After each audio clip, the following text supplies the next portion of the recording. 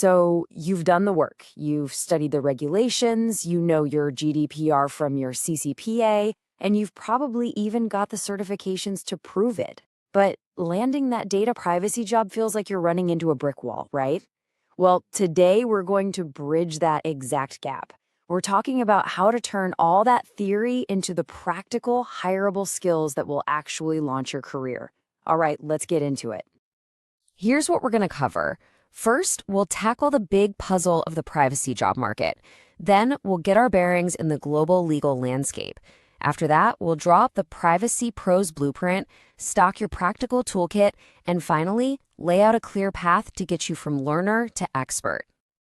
First up, let's solve this privacy career puzzle. You know, it's a super common frustration.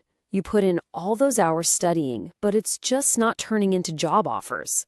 Let's dig into why that happens. This is the million-dollar question, isn't it? You see the demand for privacy experts just skyrocketing, but actually getting your foot in the door feels impossible. Well, the answer really boils down to this fundamental disconnect between what we learn in books and what companies actually need someone to do. And this slide lays it out perfectly. On one side, you have the theory, the certifications, reading the dense legal texts, knowing all the acronyms. And look, that stuff is crucial, it's the foundation. But on the other side is what employers are really hiring for, the practice. Can you actually build a data request form from scratch? Can you assess a new software vendor for privacy risks? Can you map out how data is flowing through a company's systems? That is the difference maker. So how do we get practical? Well, you might be surprised to hear that it still starts with a really solid understanding of the global legal landscape. This is the foundation that all of those practical skills are built on. Look, navigating all the world's privacy laws can feel completely overwhelming. But here's the secret. You don't need to be a walking encyclopedia. The main thing to get is that if you deeply, truly understand the principles of GDPR, you're honestly about 90% of the way to understanding most other modern privacy laws, because they're all basically built on that same framework. Okay, with our legal foundation set, we can now move to what is arguably the single most important practical tool in your entire arsenal, the Privacy Impact Assessment, or PIA. I want you to think of this as the master blueprint for any project that touches personal data. So, what is a PIA? It's basically a proactive health check. Before an organization rolls out a new product or signs a contract with a new vendor, the privacy team runs this assessment. The whole point is to find potential privacy problems and fix them before they can do any harm. This is the absolute heart of practical privacy work. Now, a full PIA document can feel really intimidating, sometimes hundreds of questions long, but it all boils down to these 4 core stages. First, you define the context. Who and what are we actually talking about here? Second, you map the data itself. Third, you put on your lawyer hat and do the legal and risk analysis. And finally, you define the protections. If you can master this flow, you've mastered the core of the job. Let's zoom in on that data mapping stage for a second.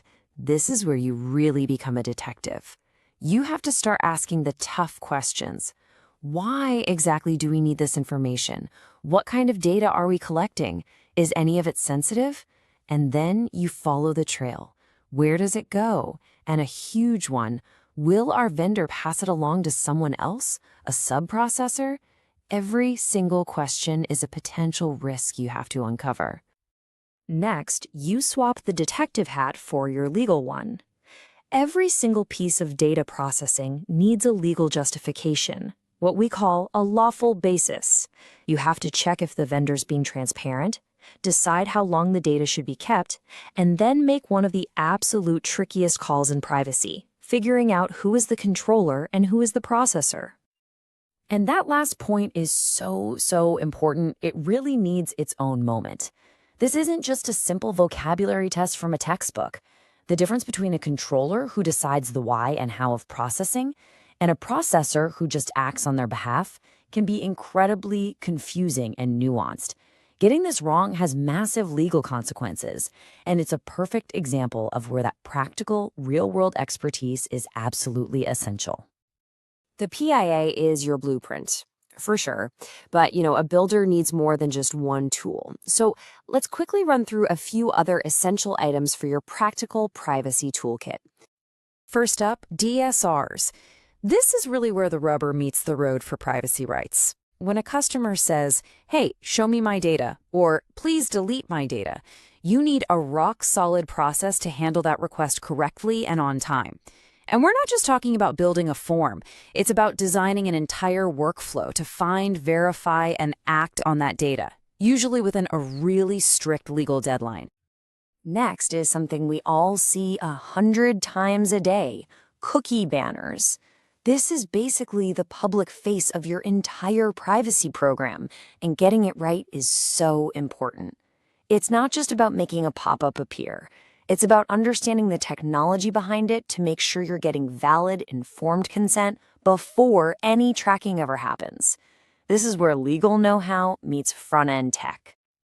Data flow mapping is pretty much exactly what it sounds like. You create a visual diagram. Think of it like a subway map that shows every single stop that personal data makes as it travels through your company's systems. This is an incredibly powerful tool for seeing risk at a glance and making sure you haven't missed anything in your big PIA. And finally, TOMS. This is where you see that privacy and security are really two sides of the same coin. It's not enough to just have a legal justification for processing data. You have to have concrete measures in place to actually protect it. Think of it as a two-part strategy: technical controls like encryption and organizational controls like employee training and having a plan for when things go wrong. One without the other is just a recipe for disaster. Okay, we've covered the problem, the legal foundation, and the practical toolkit. So the big question is, how do you put all of this together to actually build your career? Here it is. This is your roadmap. Start with that strong foundation in a core law like GDPR. Then make the PIA your obsession. Practice it until it becomes instinct. Actively build out your toolkit. Find ways to create mock DSR forms or data maps for fun. Prioritize any opportunity you can find for hands-on practice. And ultimately, think like an employer. Don't just list your certifications, show them you are a problem solver who can step in and start doing the real work on day one. And that really leaves us with a final thought to chew on. While certifications might get your foot in the door, it's the ability to walk through that door and immediately start building, assessing, and protecting that truly defines a successful privacy pro.